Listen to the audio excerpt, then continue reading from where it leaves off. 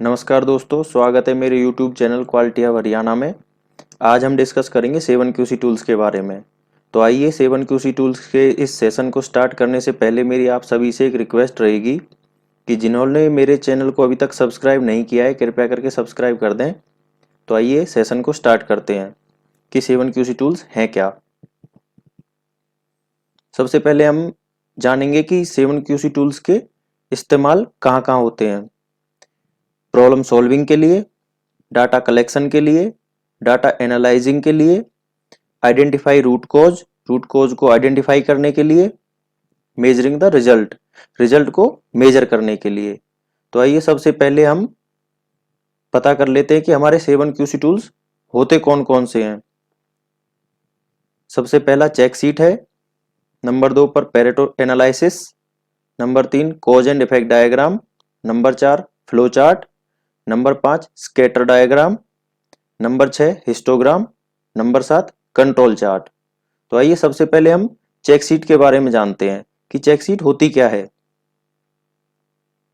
Check sheet, the check sheet is a simple tool for collecting, organising and analysing data.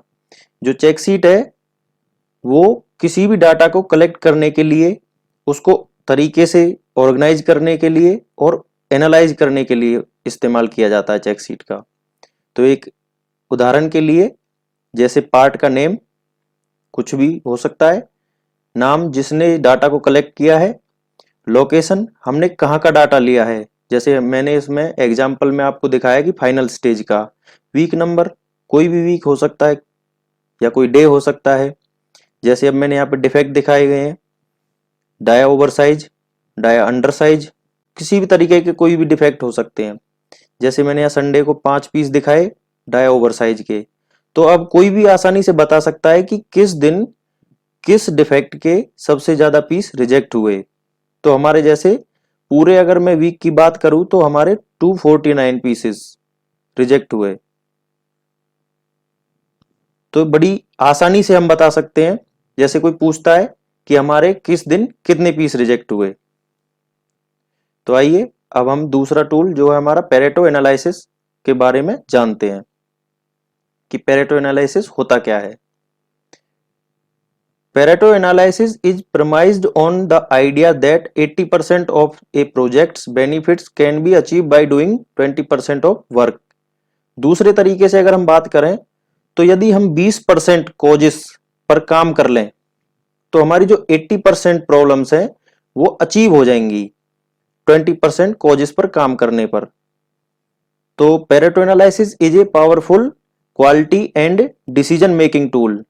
यह एक powerful quality और decision making का भी tool है। तो आइए एग्जांपल के लिए हम देखते हैं, जैसे मैंने डिफेक्ट यहां पर लिख दिए, डिफेक्ट अंडर साइज, डेंट, जितने भी मेरे डिफेक्ट हैं वो मैंने यहां पे लिख दिए सारे। अब मैं फ्रीक्वेंसी देख लेता हूं कि किसकी कितनी फ्रीक्वेंसी है।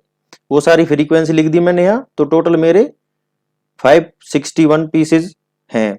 अब हम इनकी क्यूमुलेटिव फ्रीक्वेंसी निकालते हैं।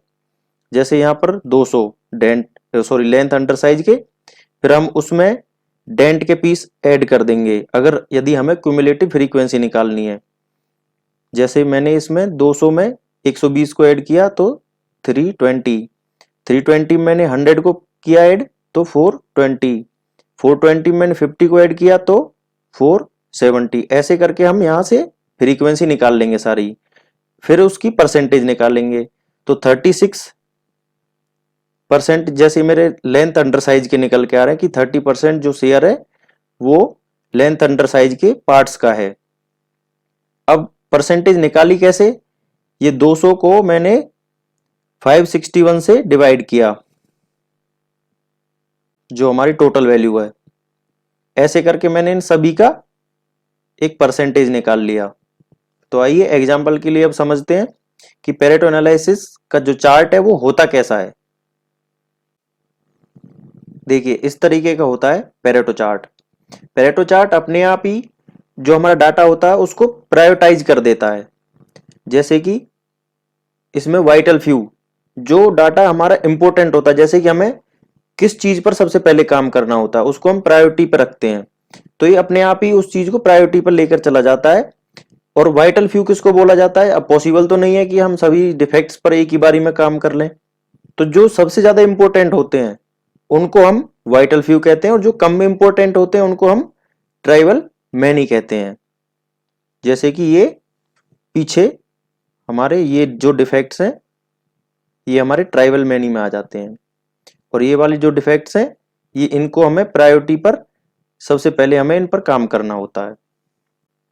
तो आइए हम कॉज एंड इफेक्ट डायग्राम के बारे में जानते हैं कि कॉज एंड इफेक्ट डायग्राम होता क्या है। ये भी एक बहुत इंपॉर्टेंट टूल है जिसे प्रोफेसर कोरू इशिकावा ने बनाया था, इसलिए इसका नाम इशिकावा डायग्राम भी है। ये जो पॉसिबल कॉजेज होते हैं उनको आइडेंटिफाई करता है, जो पोटेंशियल कॉजेज होते हैं हमारे, ये रूट कॉज को आइडेंटिफाई करने के लिए नहीं होता है ये टूल।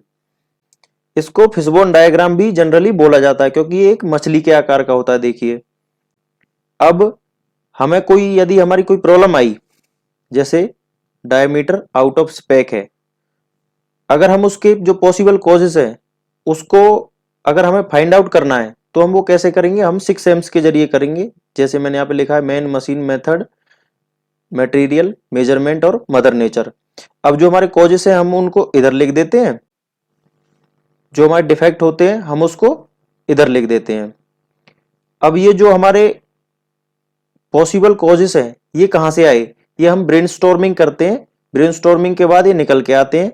अब इसमें भी 3 तरीके के होते हैं। प्राइमरी, जैसे मैंने लिखा है method, man, machine, measurement, material और मदर नेचर, ये हो गए हमारे प्राइमरी कॉजेस। सेकेंडरी कॉज किसको बोला जाता है? जैसे मैंने बोला आदमी में नॉलेज की कमी है, सेकेंडरी कॉज हो गया। अब टर्टरी कॉज किसको बोलेंगे? ट्रेनिंग की कमी थी उसके अंदर, इसलिए उसको टर्टरी कॉज बोला जाता है। तो आइए अब हम फ्लो चार्ट के बारे में समझते हैं। फ्लो चार्ट होता क्या है? हम इसे स्ट्रेटिफिकेशन भी कहते हैं। Flow chart is a diagram that shows the step-by-step flow of operation to get a solution of a problem or to figure out the correct sequence of the process। जो flow chart होता है ये हमारे जो process के flow है उसको step by step हमें बताता है कि आपका जो फ्लो है प्रोसेस का वो किस तरीके से स्टेप बाय स्टेप चल रहा है। जैसे एग्जांपल के लिए हम लेते हैं कि वॉच डजंट वर्क, तो क्या बैटरी लगी थी? यदि नहीं लगी तो कृपया बैटरी लगाइए। यदि लगी है तो क्या बैटरी खराब तो नहीं है? यदि हाँ तो बैटरी को चेंज करिए, यदि नहीं तो आप अपनी वॉच को रिपेयर करवाइए, आपकी वॉच में कोई और कमी है। तो ये हमारे जो प्रोसेस की जो अपॉर्चुनिटी होती है कि हमें उनको फाइंड आउट करके उन पर हमें वर्क करना होता है। हमारे जो स्टेप बाय स्टेप जो प्रोसेस है उसको हमें बताता है कि आपको कहां पर काम करना है। आइए स्कैटर डायग्राम के बारे में समझते हैं। स्कैटर डायग्राम होता क्या है? तो ये भी एक बहुत इंपॉर्टेंट टूल है। Scatter diagram graph pairs of numerical data with one variable on each axis to look for a relationship between them if the variables are correlated। इसका प्रिंसिपल क्या है? Based on X Y axis correlation. Types of variables क्या है? Independent variable और एक dependent variable. जैसे मैंने उदाहरण के लिए एक आइसक्रीम सेल्स को लिया है, टेम्परेचर जो इनपुट हो गई वो एक इंडिपेंडेंट वेरिएबल है और जो हमारी सेल्स ऑफ आउटपुट है वो डिपेंडेंट वेरिएबल है। जैसे अब टेम्परेचर तो किसी के हाथ में नहीं है, घट बढ़ सकता है, कुछ भी हो सकता है, लेकिन सेल्स जो हमारी टेम्परेचर पर डिपेंड कर रही है। जैसे 32 हमारी टेम्परेचर था तो हमारी सेल हुई 4000, हमारा 34 टेम्परेचर था तो हमारी सेल हुई 6000, अब 40 टेम्परेचर हो गया तो हमारी सेल हो गई 12000। तो ये डिपेंड करता है टेम्परेचर के ऊपर। इसके रिलेशनशिप के बारे में बात करते हैं। पॉजिटिव रिलेशनशिप, नेगेटिव, कांस्टेंट और नो रिलेशनशिप। इसमें 4 तरीके की रिलेशनशिप होती है। जैसे सबसे पहले ये पॉजिटिव रिलेशनशिप है, जैसे कि 30 डिग्री टेम्परेचर पर हमारी सेल हुई 4000, 32 डिग्री पर हुई 6000, 34 पर हुई हमारी 8000, 36 पर हुई हमारी 10,000, और 40 पर हुई 12,000। तो हमारा जो सेल्स का ग्राफ है वो निरंतर बढ़ रहा है, यानी कि हमारा पॉजिटिव रिलेशनशिप हुआ। अब बात करते हैं नेगेटिव रिलेशनशिप की। देखिए, टेम्परेचर था 30 डिग्री, सेल थी 5,000। टेम्परेचर बढ़ा, सेल डाउन हो गई। टेम्परेचर फिर बढ़ा, फिर सेल डाउन हो गई। टेम्परेचर फिर बढ़ा, फिर सेल डाउन हो गई। ऐसे 40 जब टेम्परेचर हो गया तो सेल हो गई हमारी 1,000। तो ये नेगेटिव की तरफ जा रहा है निरंतर, तो इसलिए इसको हम नेगेटिव बोलेंगे, नेगेटिव रिलेशनशिप। अब बात करते हैं हम कांस्टेंट रिलेशनशिप की, जिस पर कोई फर्क नहीं पड़ता। जैसे टेम्परेचर चाहे कुछ भी हो, लेकिन सेल पर कोई फर्क नहीं पड़ रहा, कांस्टेंट है, बिल्कुल स्थिर है, तो इसको हम कांस्टेंट रिलेशनशिप बोलेंगे।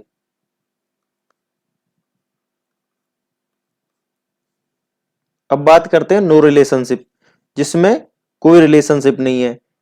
टेम्परेचर कितना हो, सेल पर कोई इफेक्ट नहीं है। टेम्परेचर 34 है, सेल घट गई। टेम्परेचर 36 है, सेल बढ़ गई, कोई फर्क नहीं पड़ रहा, इसलिए इसको हम नो रिलेशनशिप बोलेंगे।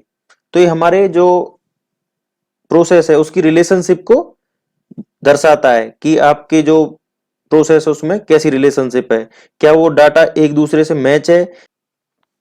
तो आइए अब हिस्टोग्राम के बारे में समझते हैं, हिस्टोग्राम होता क्या है। It is a bar chart that display the variation with in the process. यह एक बार चार्ट होता है जो हमारे प्रोसेस के वेरिएशन को दर्शाता है। It is also called a frequency distribution because the frequency of occurrence of any given value is represented by the height of bar। जैसे उदाहरण के लिए ये एक बार चार्ट है, मैंने यहाँ पर एग्जांपल लिया 1, 2 टाइम्स 2, 4 टाइम्स 3, 2 टाइम्स 4, 5 एंड 6। तो देखिए सबसे ज्यादा रिपीटेड क्या है हमारा, 3 है, तो 3 है हमारा 4 टाइम्स। तो सबसे ज्यादा जो भी हम बात कर रहे थे कि जो बार की हाइट है उससे भी दर्शा देता है कि आपकी जो फ्रीक्वेंसी है वो सबसे ज्यादा कौन सी है, कितनी बार रिपीट हुआ है। जैसे हमारा जो 3 है वो 4 बार रिपीट हुआ तो सबसे ज्यादा हुआ। तो जो 1 है वो हमारा 1 बार है, तो हमारे जो प्रोसेस की फ्रीक्वेंसी का डिस्ट्रीब्यूशन होता है उसको भी बताता है। जैसे यह नॉर्मल डिस्ट्रीब्यूशन बोला जाएगा क्योंकि यह एक घंटी के आकार का है, बेल कर्व। इसे हम नेगेटिव स्क्यूड बोलेंगे क्योंकि यह एक तरफ को झुकाव है, लेफ्ट साइड को। और इसको हम पॉजिटिव स्क्यूड बोलेंगे क्योंकि यह इसका जो झुकाव है वो राइट साइड की तरफ है। तो आइए कंट्रोल चार्ट के बारे में समझते हैं। कंट्रोल चार्ट क्या होता है। Control chart is a graph used to study how a process change over time, यानी कि एक समय के अंतराल में जो हमारा प्रोसेस है वो कितनी बारी उसमें बदलाव हुए हैं। उसमें हमारे चार्ट में क्या होता है, एक कंट्रोल लिमिट होती है यानी कि सेंटर लाइन, एक अपर कंट्रोल लिमिट, एक लोअर कंट्रोल लिमिट। उदाहरण के लिए जैसे यदि लगातार हमारे साथ, कंजिक्यूटिव किसको बोला जाता है, लगातार, यदि लगातार 7 डॉट हमारे कंट्रोल लिमिट से ऊपर की तरफ बन रहे हैं, यानी कि जो हमारा डाटा है, जो वैल्यू है हमारी लगातार 7 बार ऊपर की तरफ जा रहा है, तो हमारा जो प्रोसेस है वो अपर कंट्रोल लिमिट की तरफ वेरी कर रहा है। यदि 7 डॉट लगातार सेंट्रल लाइन से नीचे की तरफ बन रहे हैं तो हमारा जो प्रोसेस है वो लोअर कंट्रोल लिमिट की तरफ वेरी कर रहा है। तो दोस्तों आशा करता हूं आप सभी को मेरा ये वीडियो पसंद आया होगा, तो कृपया करके लाइक करें एंड मेरे चैनल को सब्सक्राइब करें। मिलते हैं अगले वीडियो में। Thank you.